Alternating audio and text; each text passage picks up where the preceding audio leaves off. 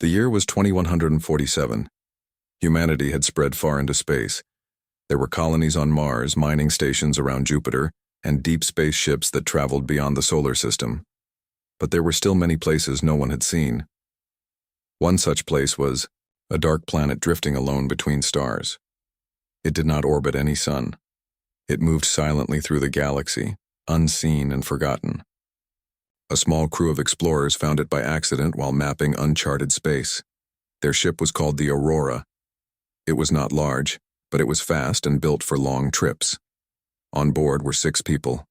Among them was Lisa Harper, a biologist who loved learning about alien life. She had studied plants from other worlds before, but nothing like what they were about to find. Pilot Danny Reyes was the one who landed the ship. He was calm under pressure and always made sure everyone stayed safe. When he saw the planet below, a cold gray world with no light, he wasn't sure if it was worth landing on. But the mission orders said to check anything unusual, and this planet was very unusual. As they stepped out onto the surface, they felt the silence press down on them. No wind, no sound, just the crunch of their boots on frozen ground. Then, as they walked further, they saw something strange. In the distance, a forest grew, except it didn't look like any forest they had ever seen. The trees were tall and black, with thick trunks that pulsed slowly like hearts. Some of them moved slightly, turning toward the explorers as if watching them. "Is that normal?" asked Danny, pointing at the moving trees. "No," said Lisa, "not at all. They took samples, careful not to touch anything directly. They used drones to collect leaves and soil. Every time the drone got close, the plants reacted. Some released clouds of mist, others reached out with thin tendrils." Lisa looked at the data from the drone. "This plant life is reacting to us, like it knows we're here." "That's creepy," said engineer Carl Briggs. "Let's get what we need and leave." But before they could finish, the sky changed. A low hum filled the air. The plants began to shake. Then, without warning, one of them exploded. It burst open with force, sending spores flying through the air. One hit the suit of medic Elena Torres. "Get her back to the ship," yelled Danny. They ran as fast as they could, carrying Elena. Behind them, more plants began to move violently. Some shot spikes into the ground where they had just stood. Once inside the ship, Lisa checked Elena's suit. The spore had not pierced the material, but Elena was shaking and breathing hard.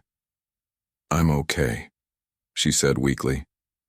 "Just dizzy." They lifted off quickly. As they rose above the planet, they watched from the window as the forest seemed to settle again, as if it had been waiting. Back on the Aurora, the crew reviewed the footage. The plant life was unlike anything known to science. It reacted to movement, sound, and even touch. Some of the samples showed signs of intelligence, cells that responded to light and sound faster than human nerves. "This isn't just a plant," Lisa said. "It's aware." Danny shook his head. "Then why did it attack us?"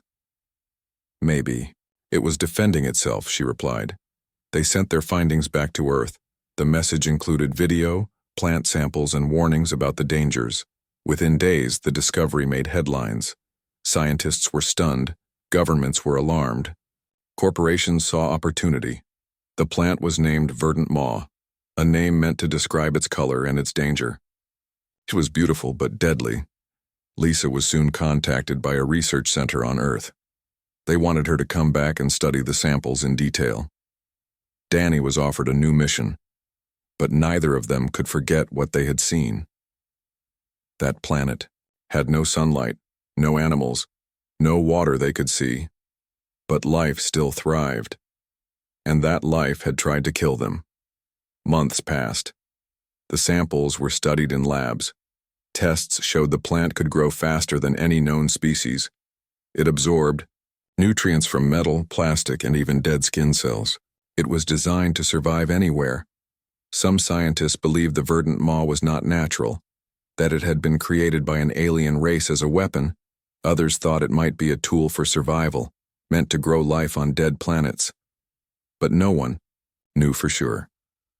Then came the next order. A new mission was being planned. The goal: return to the planet and bring back a live specimen. Lisa was asked to lead the team. She hesitated. She remembered the way the plants had moved, how they had attacked. She also remembered how they had stopped when the crew left. It was almost like they had been testing the humans, just like the humans were now testing them. Still, she agreed, because someone needed to understand this plant. And maybe, just maybe, it wasn't trying to kill them. Maybe it was trying to talk. Back on Earth, things moved fast. The discovery of verdant maw had shocked scientists and excited governments. Within weeks, a special research center was built deep in the Nevada desert. It was far from cities, surrounded by dry land and sky. The place was called Facility 7B. The goal was clear: study the verdant maw under control. Scientists wanted to learn how it grew, what it needed to survive, and if it could be used safely. Lisa Harper was chosen as lead biologist.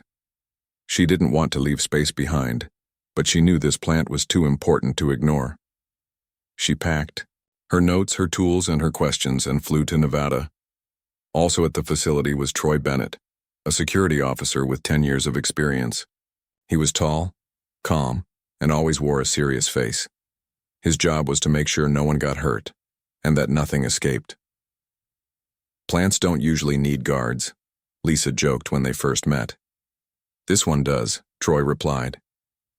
Inside Facility 7B, everything was made of steel and glass. Rooms were sealed tight. Cameras watched every corner. There were labs, storage units, and a large containment chamber in the center. That's where the verdant maw would live. A few days later, the live specimen arrived. It came in a thick metal pod, cooled and locked down for safety. Inside was a small version of the deadly plant about the size of a child. Its black leaves shimmered in the light. Its roots moved slowly, like fingers feeling for something. Lisa stood near the chamber as the transfer began. Her heart beat faster. She had seen the full-grown plants on the rogue planet, but now she had one up close. She wanted to understand it, not just how it worked, but why it acted the way it did. Start slow, she told the team. No sudden changes. The plant was placed inside the containment unit. Glass walls closed around it. Lights turned on. The room filled with soft hums and clicks from machines checking every movement. For hours, the verdant maw did nothing. Then its leaves twitched. A thin root touched the glass. It's reacting to the light, said Dr. Greg Norton, another scientist. Or maybe to us. Troy kept his eyes on the screen. Let's hope it doesn't react badly. Over the next week, tests began. The plant was given different kinds of food: water, soil, even pieces of old equipment. It ate all of them. But then came the surprise. When exposed to human voice, the verdant maw changed. It slowed down. Its color became lighter. When music played in the lab, it responded again, its leaves turning toward the speakers. Lisa took notes every day. She tried talking softly, then loudly. She found that loud noises made the plant tense, but kind voices seemed to relax it. This isn't normal behavior, she said during a meeting. It's not just reacting, it's learning. Dr. Norton frowned. You think it's smart? I think it's more than we thought, Lisa replied. Meanwhile, Troy remained skeptical. He saw how the plant moved, how fast it could grow. One night, he stayed late and watched the cameras replay footage. He saw the plant reach out when someone spoke gently. He saw it pull back when alarms went off. It wasn't just surviving. It was responding. Still, he wasn't ready to trust. And outside the facility, news about the verdant maw spread. Some people feared it. Others were curious. Big companies started asking questions. They wanted to know if the plant could be used for medicine or weapons. One morning, a new group arrived at Facility 7B. These were not scientists. They wore suits and carried papers. They met with the director and asked many questions. Later, Lisa overheard part of their conversation. Can be grown in controlled areas. Tested for military use. She felt sick. She walked away quickly.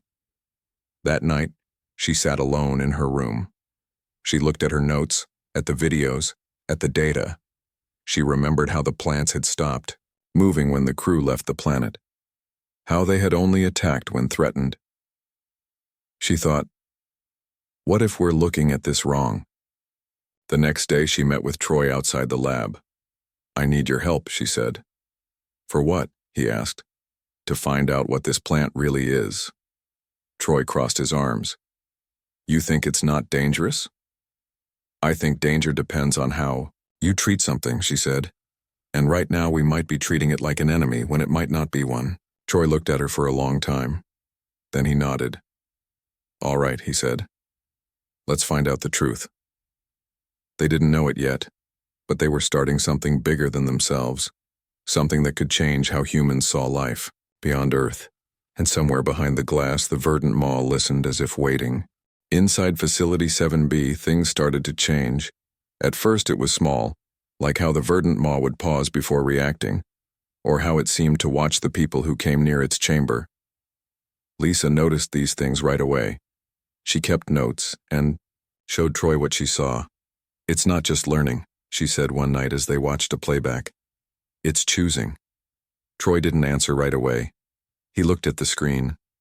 On it, the plant had turned toward Lisa's voice during an experiment. Then when another scientist raised his voice, the verdant maw pulled back into itself. I don't like this, Troy muttered. Too much movement, too fast. Lisa frowned. That's what I'm saying. It's not random. It's responding to us like we're people, not just food. They decided to run more tests, but quietly. They didn't tell the others in the lab. Some of the scientists were already pushing for bigger changes, more aggressive testing, faster, growth studies, even weaponization talks. Lisa wanted to understand the plant before anyone tried to use it. One morning, something went wrong. A team of researchers entered the containment room with new equipment. They were going to test how the verdant maw reacted to heat. They used a small probe that sent out pulses of warmth near the plant's roots. At first, nothing happened. Then, without warning, the verdant maw moved. Its vines shot forward like whips. One wrapped around the probe. Another hit the glass wall, with force. A third reached up and cracked a light fixture above. Alarms blared. Containment breach, someone shouted. Security doors slammed shut. Gas vents opened, releasing a thick white mist meant to slow the plant down. But instead of stopping, the verdant maw grew faster. Its leaves turned dark again. It pulsed like a heart, beating harder. Inside the control room, Troy was already moving. Get everyone out, he yelled. Lisa ran toward the lab door. We have to calm it down. You can't talk to a plant during a lockdown, someone shouted back. But Lisa believed she could. She grabbed a headset and turned on the speaker system inside the chamber. Her voice came through the room. Hey, listen. We didn't mean to hurt you. The plant paused. Its vines stopped moving. One slowly let go of the broken probe. Lisa took a breath. That's better. We're not your enemy. Troy watched, from the control panel. He couldn't believe it. The plant had calmed down just because Lisa spoke softly. But the damage was done. 2 workers were injured. The containment unit had cracks. And now, the higher-ups were involved. Later that day, a group of officials arrived at Facility 7B. They were from the government and a private company called BioCore. They wore suits and carried clipboards. Their faces were serious. They met with the director of the facility in a closed room. Lisa and Troy waited outside. They'll want to move it, Lisa whispered. Or destroy it, Troy added. Inside, the meeting lasted over an hour. When the door finally opened, the director looked tired. We are suspending all live experiments, he announced. And we are increasing security. Lisa stepped forward. You can't stop studying it like this. You'll only make it worse. One of the officials, a man named Mr. Hensley, looked at her coldly. We're here to protect people, Dr. Harper, not take risks. But if we don't understand it, we understand enough, Hensley cut in. This plant is dangerous. It needs to be controlled. He walked away with the others.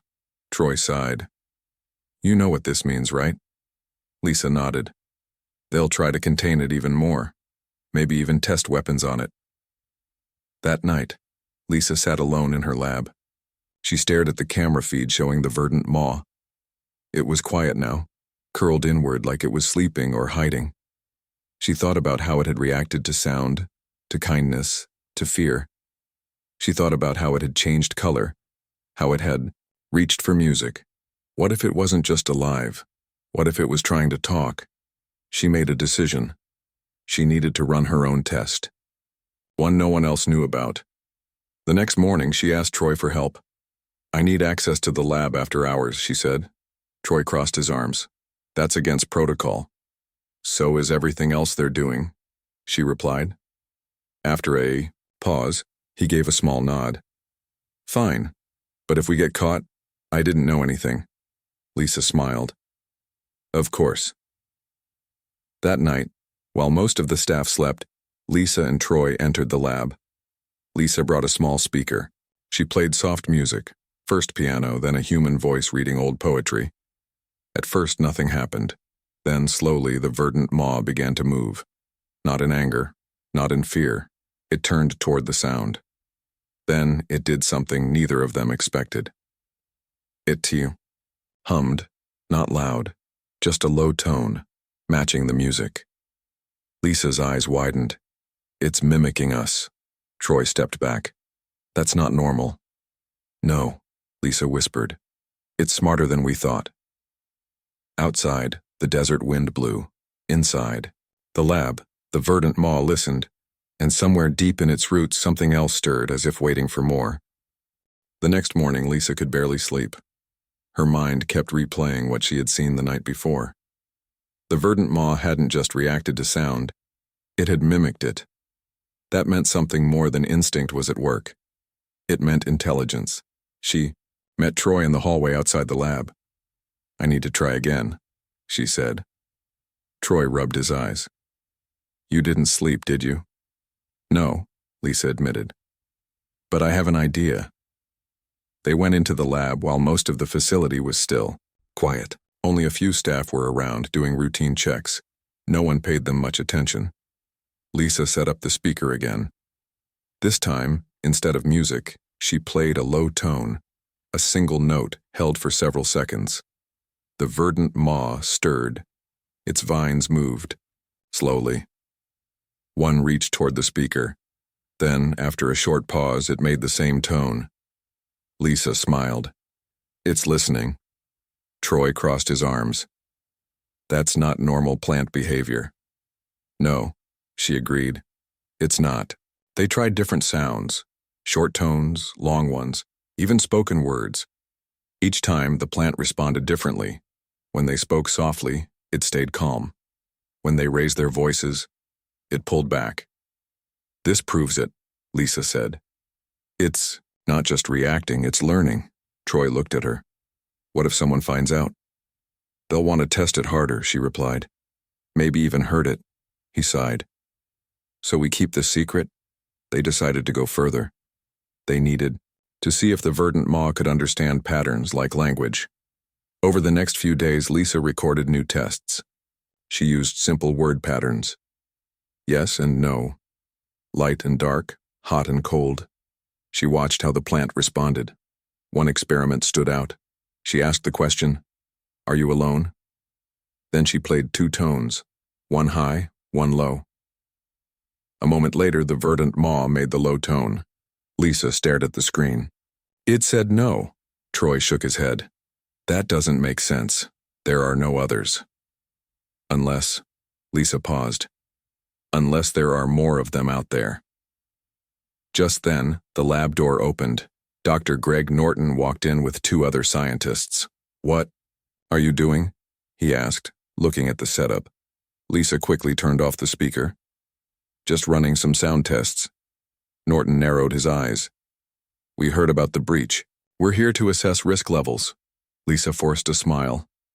There's nothing to worry about, but she knew better. Norton and the others started reviewing data. They checked growth logs, movement records, and past test results. Troy stood close, to Lisa, watching carefully. After a while, Norton turned to her. "This plant is growing faster than expected. We should consider controlled destruction." Lisa's stomach dropped. "Destruction? Why?" It's unpredictable, he said, and now it's mimicking sound. That makes it even more dangerous. Troy stepped forward. It only reacts when threatened. Norton gave him a sharp look. You're a security officer, not a scientist. Let us handle this. Lisa clenched her fists. She wanted to argue, but she knew it wouldn't help. Later that day, she and Troy met in the hallway. They're going to hurt it, she whispered. We need to stop them, Troy said. But how? That night, Lisa couldn't stop thinking. If the verdant maw wasn't alone, then where were the others? And why had it come to that planet in the first place? She decided to take a chance. She brought a small microphone into the lab and spoke directly to the plant. We don't want to hurt you, she said. We're trying to understand. The verdant maw pulsed once. Then it made a new sound, one they hadn't played before. It was soft, almost like a whisper. Lisa and Troy exchanged looks. That's not from our system, Troy said. Lisa leaned closer. It's making its own sound. They played it back through the speaker. The verdant maw responded immediately. It repeated the sound, then added another. It was like a conversation. Lisa took notes fast. It's building something, a pattern, maybe a language. Troy shook his head. This is insane. But real, she said. We have to show someone who will listen. The next day, Lisa found Dr. Elena Torres, the medic who had been hit by the spore during the first mission. She had been studying the plant's biology since then. Lisa showed her the recordings. Elena watched in silence. Then she looked at Lisa.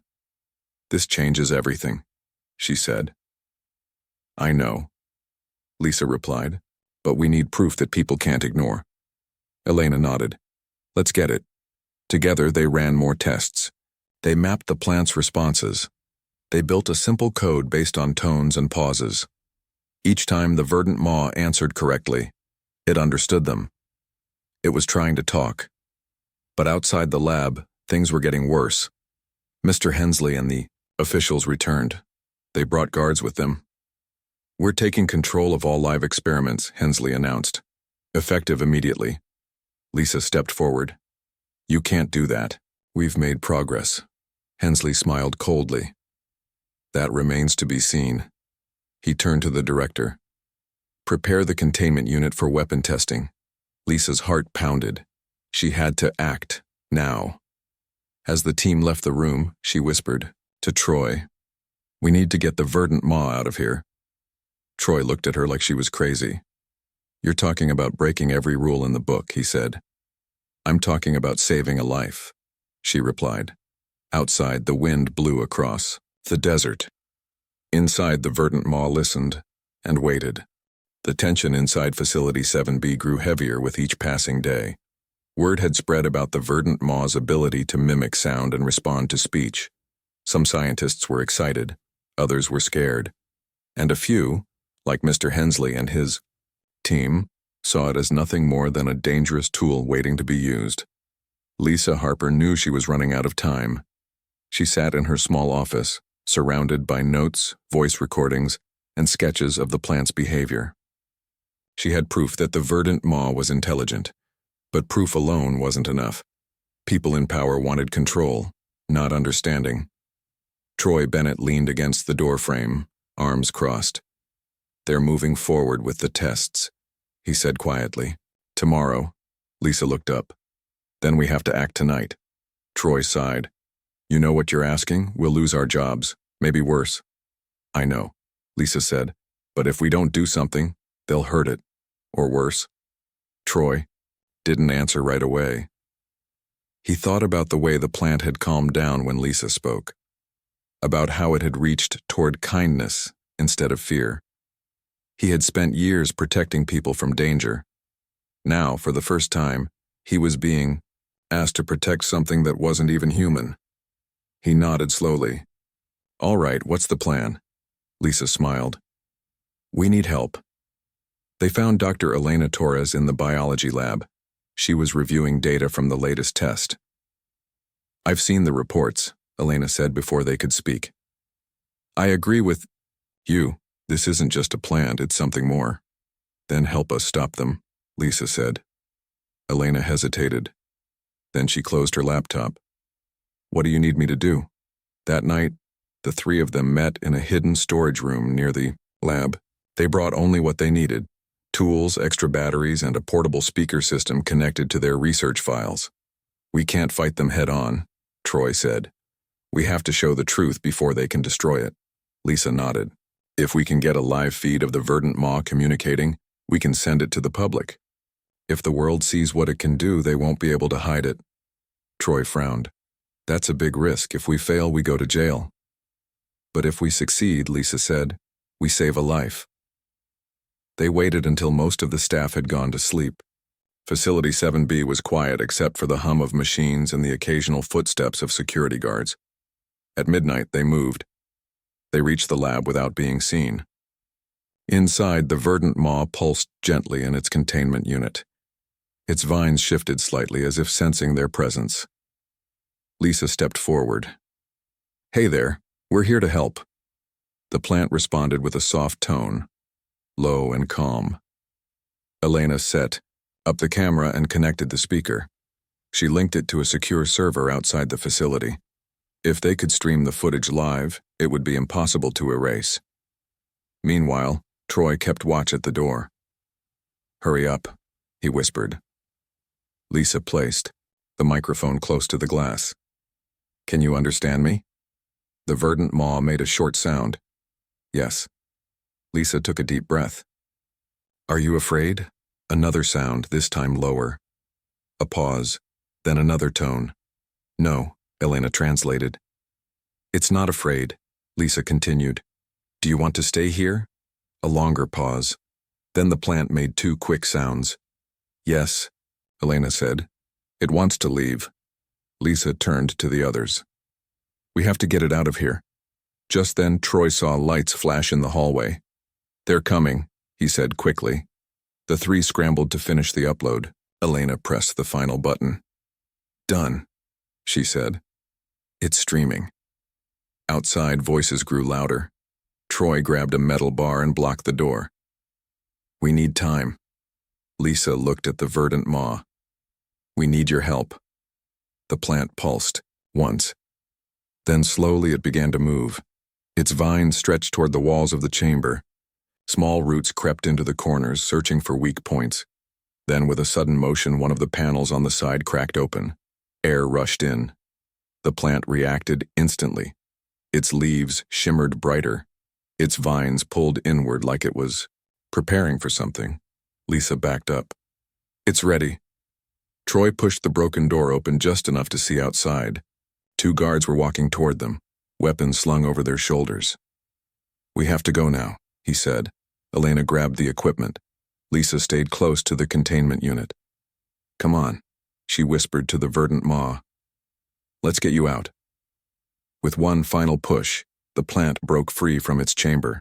Vines shot out and wrapped around the nearest table, pulling itself forward. The lab lights flickered.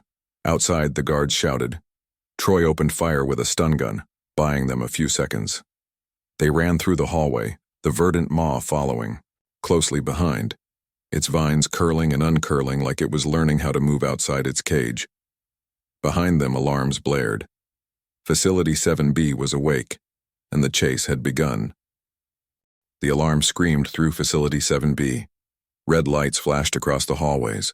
Guards ran with weapons drawn. Scientists rushed to secure their labs or hide behind doors. Inside the main lab, chaos had just begun. Lisa, Troy, and Elena ran down a narrow hallway with the verdant maw close behind. Its vines dragged along the floor, pulling its heavy body forward like it was learning how to move outside the chamber. We need to get outside, Troy said, leading the way. Not through the front gate, Elena warned. They'll be waiting. Lisa looked at the plant. Can you keep up? The verdant maw pulsed once, yes. Suddenly, the hallway ahead lit up. Two guards stepped into view, raising their stun guns. Troy didn't stop. He pulled a small device from his belt and threw it forward. A flash of bright light filled the hall, followed by a loud pop. The guards shouted and fell back, blinded for a few seconds. Go, Troy yelled. They ran past the stunned guards and turned into a storage area. Boxes lined the walls. A large metal door led outside. Elena pointed. That's the exit. But before they could reach it, the verdant maw stopped moving. It turned toward a nearby wall. One of its vines stretched out and touched the surface. Then, without warning, the wall cracked open. Dust and pieces of metal fell as the plant pushed deeper. It wasn't just breaking free. It was searching for something. Lisa frowned. What are you doing? The verdant maw made a low tone. It's not trying to escape, Elena realized. It's looking for something inside. Troy looked back, toward the hallway. We don't have time for this. But Lisa understood. She stepped closer to the plant. You're trying to find more of your kind, aren't you? The verdant maw pulsed again. Yes. Lisa turned to the others. There might be more of them in the facility. Maybe even hidden. Elena's eyes widened. If they found another specimen, they would have kept it secret, Troy finished. More. Footsteps echoed down the hall. They were running out of time. Just then, the wall broke open completely. Behind it was a small room filled with wires and old machines. At the center stood a broken container. Empty, but still warm. Lisa stepped. Inside. It was here, but it's gone. The verdant maw made a sad sound. Then suddenly, the lights went out. For a few seconds, everything was dark. Then red emergency lights came on, and the alarms got louder. Troy grabbed Lisa's arm. We need to go. Now. They ran to the metal door and opened it. Cold desert air hit them hard. The sky was dark.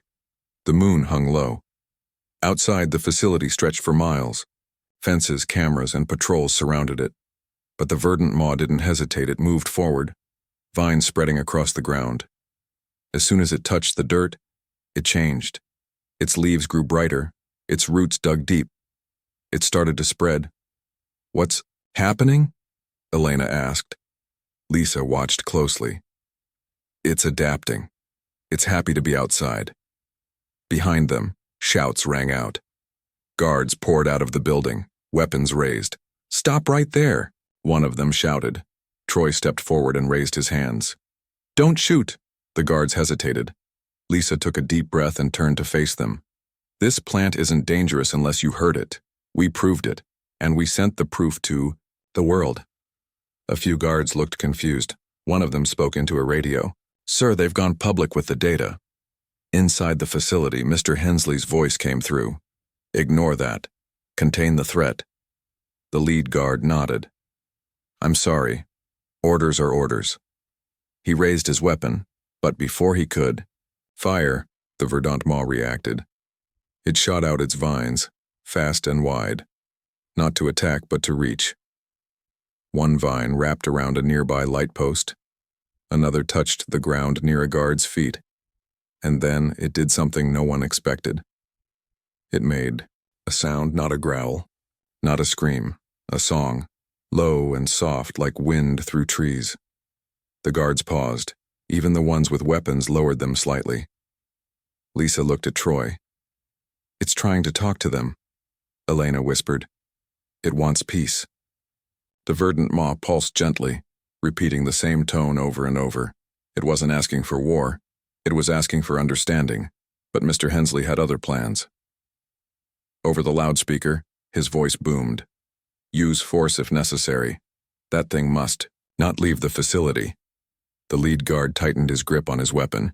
Troy stepped between him and the verdant maw. If you shoot, the whole world will see it. The guard hesitated. Then, a new sound filled the air. A helicopter. Everyone looked up. A news drone hovered above, filming everything. Lights blinked. A voice came from a speaker below it.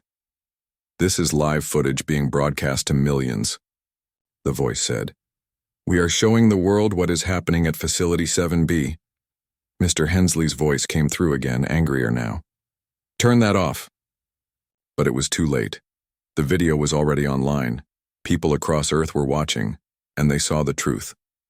A plant, not a monster, trying to survive, trying to speak, trying to be free. The guards lowered their weapons. The lead one looked at Lisa. "We can't stop this anymore, can we?" "No," she said softly. "You never could." Behind her, the verdant maw pulsed once more. Then slowly it began to move, away from the facility, toward the open desert, toward freedom. The verdant maw moved slowly across the desert, its roots spreading into the dry soil. With every step it changed. Its leaves became greener. Its vines stretched toward the sky like arms reaching for freedom. Lisa, Troy, and Elena followed behind, it watching carefully. They had left Facility 7B behind, but they knew they weren't safe yet. Mr. Hensley and his team would not stop trying to control the plant. And now that the world had seen what happened, more people were getting involved, scientists, reporters, governments, but none of that mattered right now. What mattered was the truth, and the verdant maw was ready to share it. As they walked, Lisa looked at her tablet. She had downloaded as much data as she could before leaving the lab. Now, with a small portable scanner, she began running tests on the plant's outer leaves. "What are you looking for?" Elena asked. "Something hidden," Lisa replied. "I think there's more inside this plant than we know." Troy kept watch. He scanned the horizon, checking for any sign of pursuit. "We don't have much time," he said. "Someone will come soon." Lisa didn't answer. She focused on the scanner. Lines of data filled the screen. Then suddenly, something strange appeared. "This isn't normal DNA," she whispered. Elena leaned closer. "What do you mean?" "It's not just plant material," Lisa said. "It's coded." Elena frowned. "Coded like what?" "Like language." She opened another file, one she had taken from the lab. It showed old scans of the rogue planet where the verdant maw was first found. Deep inside the soil, scientists had discovered tiny bits of metal mixed with organic matter. At the time, no one had understood why. Now Lisa thought she did. She tapped a few buttons and overlaid the two sets of data. The patterns matched. "I was right," she said. "This plant isn't just alive, it carries information." Troy looked confused. "You're saying it's like a computer?" "In a way," Lisa said. "Its cells hold messages, stored knowledge." Elena's eyes widened. "Then maybe it's not just a plant. Maybe it's a message carrier." Lisa nodded. "Or even a builder." They turned back to the verdant maw, which had stopped moving. It pulsed gently, waiting. Lisa stepped forward. "Can you show us what you know?" The plant made a soft sound. Then, without warning, it released a cloud of tiny spores into the air. Lisa and Elena quickly put on masks. Troy backed away, hand on his weapon, but nothing happened. The spores floated down and touched the ground, and then the sand began to change. Where the spores landed, green shoots sprouted. Small plants grew in seconds. The dry land came alive. Lisa stared in awe. "It's terraforming," Elena whispered. "It can grow life out of nothing." Troy looked around. "So this whole time we thought it was dangerous, but maybe it was. Just trying to build something." Lisa looked at the verdant maw. "You're not a weapon, are you?" The plant pulsed once. "No." "You're a gardener," she said softly. "A seed meant to bring life." Elena checked her notes again. "If that's true, then it wasn't sent here to attack. It was sent to grow." Lisa remembered the empty container back at the facility, the one that had held another verdant maw. "There must be more of them," she said. "Maybe all over the galaxy." Troy shook his head. "That means someone else sent them." Lisa nodded. "An ancient race. One that seeded life across the stars." Elena sat down slowly. "We've been looking at this wrong. We treated it like a threat, but it was always trying to help." Just then, the verdant maw made a new sound. A deep tone, low and steady. Lisa placed the speaker near it and recorded the sound. Then she played it back through the translator app. On her tablet, the result made them all freeze. The plant had spoken, not in plant sounds, in words. The screen read, "Calling others." "Life must return." Lisa stared at the message. It's sending signals. To who? Troy asked. To wherever its kind still live, Elena said. Lisa stood up. We need to let the world know the truth. Before anyone could respond, lights appeared in the distance. A vehicle was coming fast. Troy grabbed his radio. We've got company. They had no choice. They had to move. But as they ran, the verdant maw stayed where it was, still pulsing, still calling, still waiting. For the gardeners to return. The world changed overnight. Footage of Lisa, Troy, Elena, and the verdant maw spread across the internet like wildfire. News stations played it on repeat. Scientists debated it. Governments argued over it. Ordinary people watched in shock and wonder. For the first time in history, a non-human life form had spoken, not with violence but with sound, with meaning, and humanity had to decide what to do next. In Washington, officials met behind closed doors. Mr. Hensley was there, furious. This changes nothing, he said. That plant is still dangerous. A woman sitting across from him, Dr. Karen Liu, shook her head. No, it's not. We've reviewed the data. It can grow life. It doesn't attack unless threatened. Hensley slammed his hand on the table. We were supposed to control it. Now the whole world thinks it's some kind of alien hero. Dr. Liu leaned forward. Maybe it is. Outside the meeting room, protests were growing. People gathered outside government buildings holding signs that read, "Let it live. It was here first. We are not alone." On social media, scientists, teachers, and even children shared their thoughts. One student wrote, "If it can talk, then maybe we should listen." Back in Nevada, Lisa, Troy, and Elena kept moving. They had taken the verdant maw deep into the desert, away from roads and cities. They needed time to understand it better, and to keep it safe. At night, they set up camp near an old research trailer. The verdant maw rested nearby, its vines curling gently around rocks and trees. Lisa sat by the fire looking at her notes. We need to find out where it came from, she said. There has to be more information inside it. Elena nodded. I've been thinking about that too. If it carries messages in its cells, maybe we can decode them. Troy looked up from cleaning his boots. You're saying you can read its memories? In a way, Lisa replied. If we can translate the code, we might learn who sent it here. Elena pulled out her tablet. Then let's start. They worked through the night, running scans and comparing data. Slowly, patterns began to appear, symbols hidden within the plant's genetic structure. Some looked like star maps, others looked like instructions. It's a guide, Elena whispered. It's showing us something. Lisa zoomed in on one section. This part, it looks like coordinates. Troy frowned. You mean like a location in space? Yes, Lisa said. Somewhere far from here. They stared at the screen in silence. Then, suddenly, the verdant maw pulsed. It made a new sound, one they hadn't heard before, a soft high tone that repeated 3 times. Lisa placed the speaker near it and ran the translator. The message appeared. Return home. Elena gasped. It wants to go back. Lisa looked at the coordinates again. Maybe it's not just calling. Others. Maybe it's trying to go home. Troy stood up. Then someone will try to stop it. He was right. By morning, news reached them. Mr. Hensley had convinced the government to send a team to retrieve the verdant maw. Their orders were clear. Bring it back to a new facility or destroy it if necessary. Lisa packed quickly. We have to leave now. Elena helped carry the equipment. Troy stayed behind for a moment, watching the verdant maw. Can you move fast? He asked. The plant pulsed once. Yes. Good, Troy said. Because we don't have much time. They drove east deeper into the desert.